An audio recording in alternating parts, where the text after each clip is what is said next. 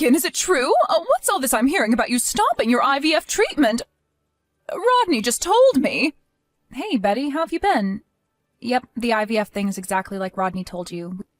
We've decided to stop having the treatment. Why? You've been having treatment ever since you got married. Why would you want to give up after all this time? Do you not want children? We've been having treatment for years now, but we haven't made an inch of progress. All it's doing is draining us physically, mentally, and financially. It doesn't come cheap, and we just decided it wasn't worth the toll it was taking on us. Which is why, after a lengthy discussion, we decided to stop. But believe me, Betty, this isn't a decision that we took lightly, and it hasn't been easy for either of us. All that may be so, but still. Do you realize that if you stop now, you might never get another chance? You're both already in your late 30s. The clock's ticking, Megan. You can't get pregnant forever. It might be difficult now, but it'll be downright impossible if you leave it too long. How do you think you'll feel then, knowing if you carried on with the treatment, there might have been a chance? I know that. Trust me, Betty, we've already been over everything you're saying more times than you know. But we decided this is for the best. Well, I won't go along with it. I simply will not. If you don't have kids, my son will be the last generation of this family. Are you trying to exterminate my bloodline? Exterminate your bloodline? Jesus, Betty, where the hell did that come from? I didn't have a toothbrush mustache the last time I checked. But being serious, we plan on looking into other alternatives. Having kids yourself isn't the only way, you know. There's always adoption or fostering. No. That's simply no good. It's a wife's job to bear children. Look, Betty, I understand how you feel. You're my mom-in-law and you want grandkids. I get it. I really do. And it's not like we didn't try. We tried so hard, but my body seems totally unwilling to work with us, and there's only so much stress we can take. I'm begging you, please, will you try to understand? This isn't easy for us either, you know? No way. It's too early to give up. At least carry on with the treatment for another year. But we've been doing it for years and years by this point. We can't take any more.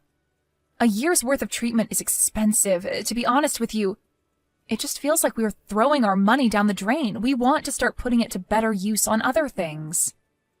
Other things? Such as?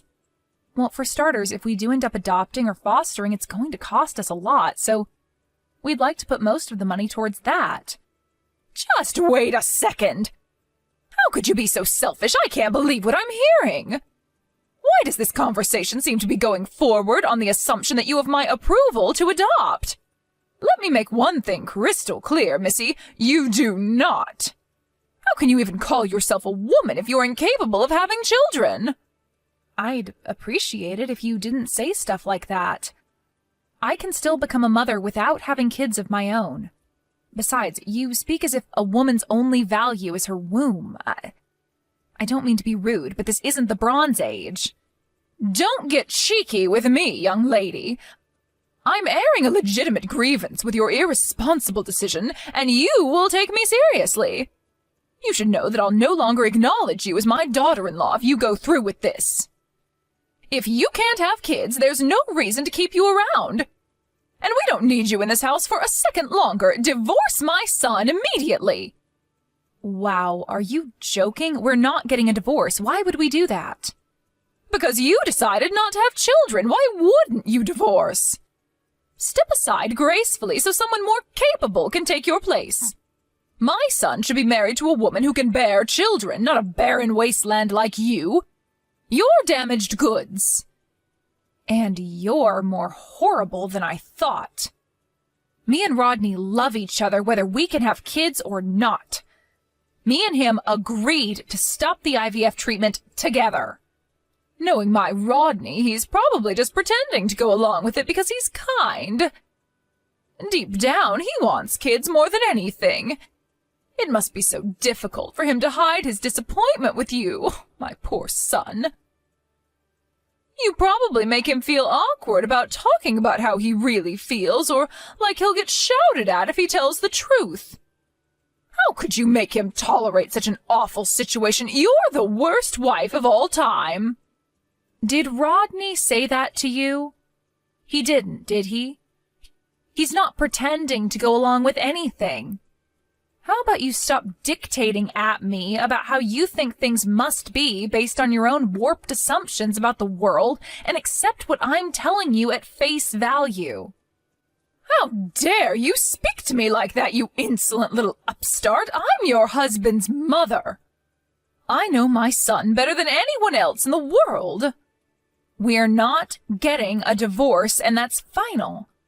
This is mine and Rodney's problem, so whether it's the kids or the treatment that may or may not enable us to have kids, it's for me and Rodney to decide on our own.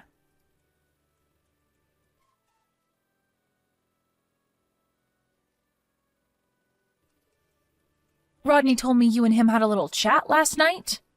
Yes, we spoke. What of it? Do you understand now? Because you were vehemently opposed to the idea of us stopping treatment when I told you yesterday. Rodney told me you both made your decision after a lengthy discussion. Right, and he made it clear it was his decision as much as it was mine, didn't he?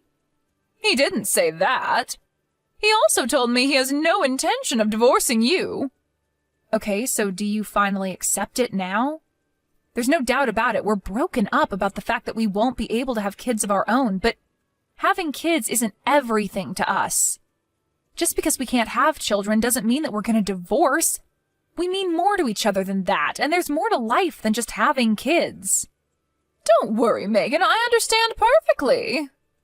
You've got my son wrapped around your little finger, and he's no longer capable of independent thought. Excuse me? Wrapped around my little finger? What's that supposed to mean?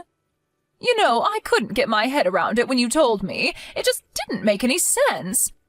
What man in their right mind would be okay with his wife not being able to give him children? That's simply not how the world works. When you get down to brass tacks, the ultimate purpose of a married couple is to produce children. Why do you think marriage exists in the first place?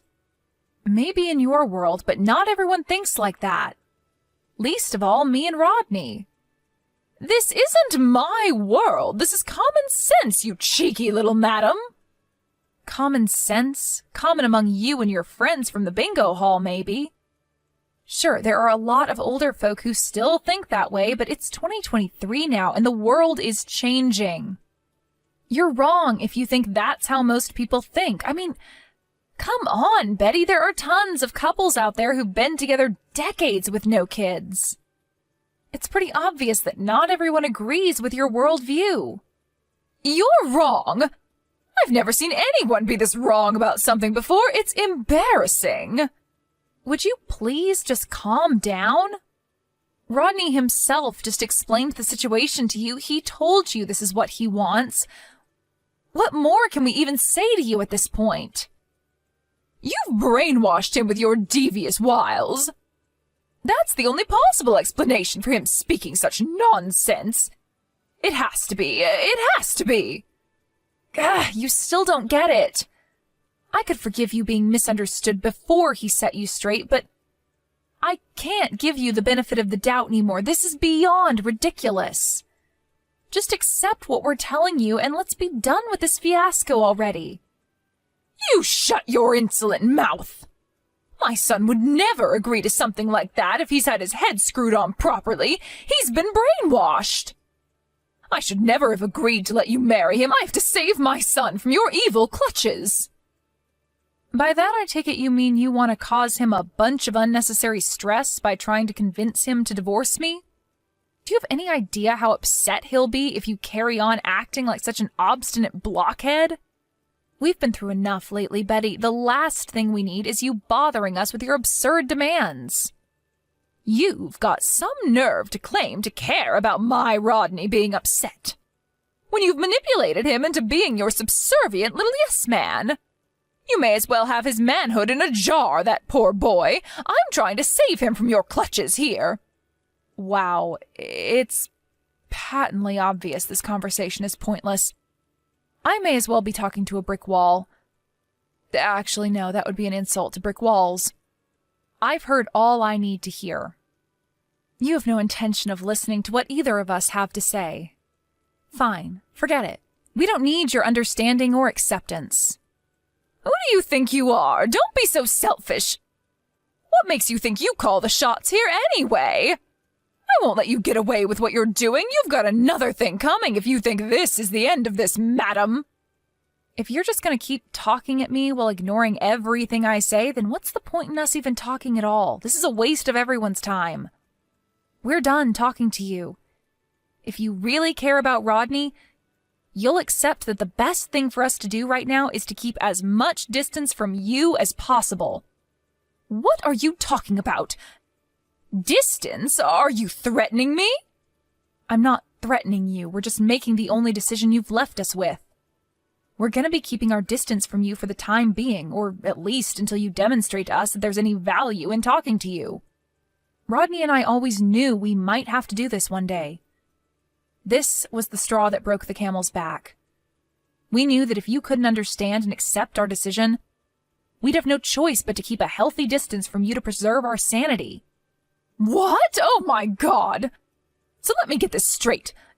Not only do you attempt to exterminate my bloodline by refusing to provide me with grandchildren, but now you're trying to snatch my own son away from me? You horrify me. Is there anything you're not capable of? You can think what you like of me. It's not my problem anymore.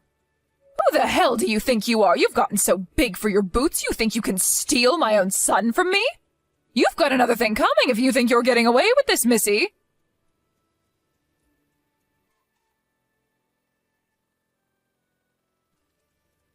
Hello, Megan. I heard someone attacked you and you got seriously injured. I hate to say I told you so, but this must be the universe's way of telling you to change your ways. Karma's a bitch, huh? I see you heard the news. Yes, I got attacked near the house. Whoever it was had some kind of baseball bat. How terrifying! There are some real lunatics on the streets these days. Did anything get stolen? Yes, they took my purse. Ah, so it was a robbery then. But why on earth did they have to hurt you if all they wanted was your money? How barbaric. I can't believe this kind of thing would happen in our neighborhood. It never used to be like this around here. The world's going to the dogs, I tell you. Right. You see it on the news all the time, but you never think it's going to happen to you. Well, how are your injuries? The doctors tell me they'll take 3 months to heal. My legs are fine, other than a few grazes from when I hit the ground, so thankfully I can still walk. But there's a big crack in my left wrist bone. I see. Well, it could always be worse, I suppose. You should be grateful you can walk, my dear. Life on crutches would have been a nightmare. Sure, I'm grateful it's not worse, but having a broken wrist isn't exactly fun, you know. I'm left-handed, so I can't even do simple things like cooking my own food or getting dressed on my own anymore. I'm so sorry to hear that, dear. How awful. You poor thing, this couldn't have happened to a lovelier person. I hope they catch the guy who did it soon. Thanks for your kind words, Betty, but you don't need to worry one bit. They'll be arresting my attacker any minute now. Wait, what? They're going to arrest him? You mean they already know who did it? But I thought you said you didn't get a good look at his face. No, I didn't. But I know where she lives. Not long now, I'm outside my attacker's house with the cops as we speak. Huh? Now? Where are you? Like I just told you, outside my attacker's house. The kind of deranged lunatic who'd attack someone with a bat as they walked home needs to be taken off the streets and thrown in jail immediately. Wouldn't you agree? Well, yes, of course I agree. But do they really know who did it? How? They found a clue. A clue? What kind of clue? Surveillance cameras? Witnesses? What's wrong, Betty? You're asking an awful lot of questions all of a sudden. You seem agitated. Is there something bothering you? Something you'd like to share, maybe? I'm not agitated. I'm just curious about who did it is all. It's only natural I'd be worried if there was some lunatic roaming around the neighborhood with a bat. I might be in danger. They couldn't figure out who it was from the surveillance cam footage. They were crafty enough to wear a hood, and they took a route with no cameras when they escaped. The cops said it was either the fluke of a lifetime or it was someone with a pretty intimate knowledge of our neighborhood. They say they think it was a planned attack, but my purse that got stolen turned out to be the ultimate clue. Your purse? I totally forgot about this, but Rodney reminded me after we got done with my x-rays and getting patched up by the nurses at the hospital. I have a loss prevention tag in my purse. A loss prevention tag? What's that? It's like a GPS kind of thing. I bought a couple, actually. I have one clipped to the inside of my purse and another in my phone case. I can activate it with this little button on my keyring as well as with an app on my phone. I'm so forgetful. I'd forget my head if it wasn't screwed on. Rodney got me a bunch of them for Christmas a few years back. They're so handy. I can't tell you how many times they've saved my butt. Wait, do you mean you figured out where your attacker lives using this tracking device? Bingo! We were able to pinpoint exactly where she lives. Isn't modern technology amazing? That's why you don't need to worry yourself one bit. My attacker will be in jail before you know it, and the neighborhood will be safe once more. Wait a sec. You wouldn't happen to be worried for a different reason, would you? Like, oh, I don't know. Maybe you'd be in trouble if my attacker got caught or something crazy like that.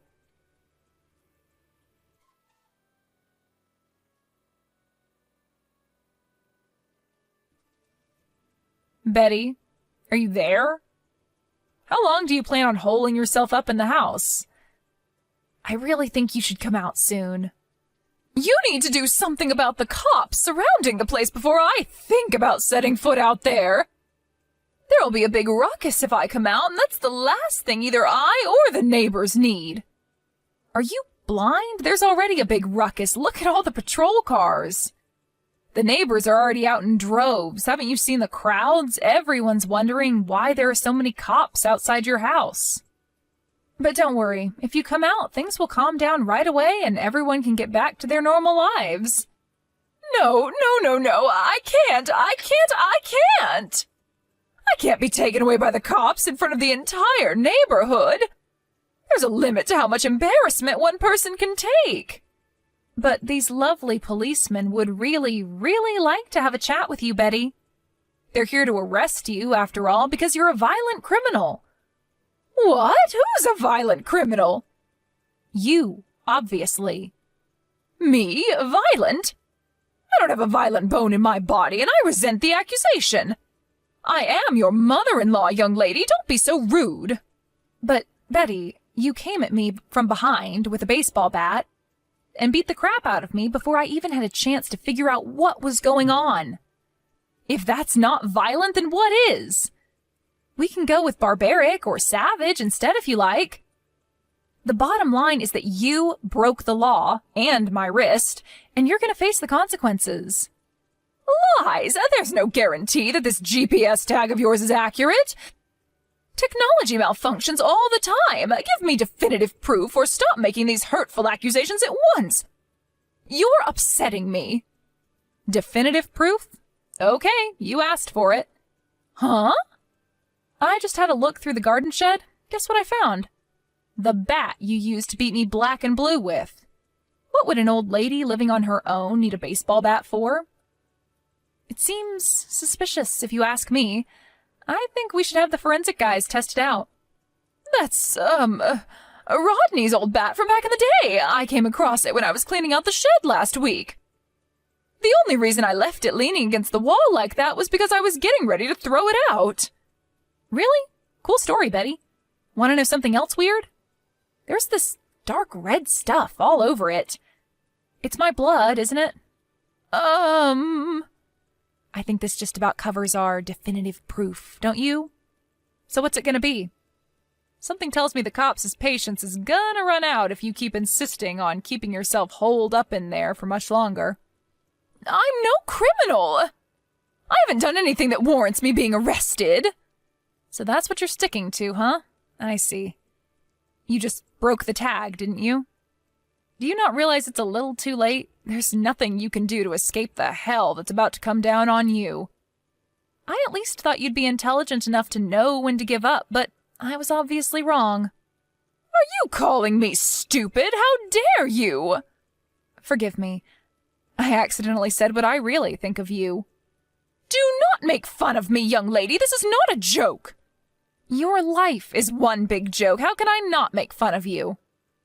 Not liking me doesn't give you the right to use violence to beat me into submission with a baseball bat. These aren't the actions of someone with a brain, Betty. Aside from being wrong on every level, it was completely moronic and borderline psychopathic. You don't get to act like a cave-dwelling savage and not face the consequences. All I wanted to do was take back my son after you stole him from me, you heartless little witch. I was a mother in pain. Was what I did really so wrong? Anyone would have done what I did in my position. You needed to learn a lesson, so I taught you one. So you did this for Rodney? Something tells me he didn't want you to beat the crap out of his wife. He couldn't be more furious with you. In fact, I've never seen him this mad. Wait, what? Is Rodney here too? Yes, he's talking to the police at the moment. He told them to do whatever it takes to arrest you, even if that means using force. You've got another thing coming if you think he's going to defend you. He wants you in the back of one of these cop cars more than anyone. He said you need to pay the price for what you did. No, this can't be happening. My son would never say that. Oh, by the way, there's something I forgot to tell you. A few days ago, me and Rodney decided we're going to adopt. We've been making phone calls to all the local orphanages. It looks like we're going to be able to have our family after all. This is all your fault for not being able to have children. None of this would be happening if you didn't have a barren wasteland for a womb. If you didn't tell me all that nonsense about adopting or fostering, I never would have had to buy that baseball bat. You might not be blood related, but any children we adopt would have been your grandkids. But we don't have any intention of letting you meet them now. Far from it. We're not even going to tell them you exist. I can't think of a single benefit of them knowing about someone as horrible and black-hearted as you. We're washing our hands of you. No matter what happens to you from here on out, it's not our problem. We'll never be there for you again. Not now, not ever. You mean you're hanging me out to dry? I wouldn't put it that way. I'd say it's more like we're having a tumor removed. Anyway, this wasn't my idea. It was Rodney's. There's no way he'd ever say that. Stop lying to me, Megan. You're sick. I'm guessing you stole my purse to make it look like a robbery? You probably thought you were really clever by covering your tracks like that, didn't you? I bet you didn't think it'd come back to bite you in the ass this hard. It's time to come out of the house and face the music. You shut your mouth. This is all your fault. All your fault, I tell you. You'll pay for this. You wouldn't believe some of the rumors going around the neighborhood about you, Betty. You really are the talk of the town. I doubt you're going to have any allies left when you get out of prison. I hope you're good at being on your own, 'cause something tells me you're going to have a very lonely, isolated future ahead of you. You deserve every second of it, of course. Oh my God! How could you do this to me? I'm the victim in all of this! You stole my son! You called me an evil witch. But judging from some of the conversations I'm hearing out here, the public consensus is that you're the evil one. Rodney and I don't want anything more to do with you. We are so done. You said I was damaged goods, but from where I'm standing, the only damaged one here is you. And I mean that on a deep, psychological level. We'd have to be insane to carry on letting you play a part in our lives. See ya.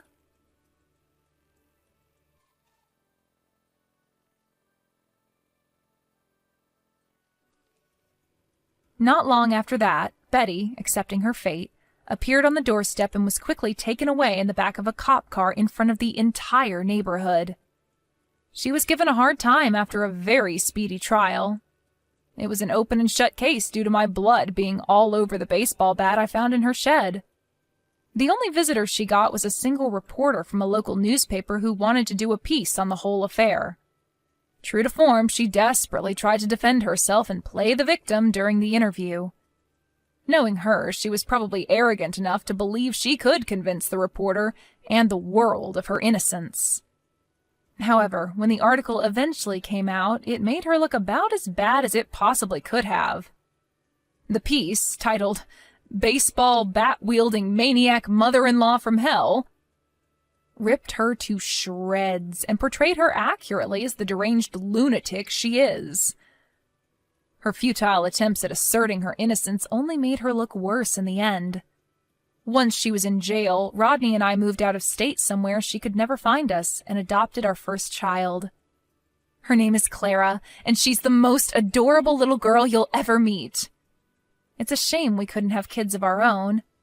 But every cloud has a silver lining, and it's precisely because we couldn't have our own children that we were blessed enough to meet her and have her in our lives. The workings of fate are mysterious and inexplicable. And even though it hasn't been plain sailing, me and Rodney feel nothing but grateful for what life has given us.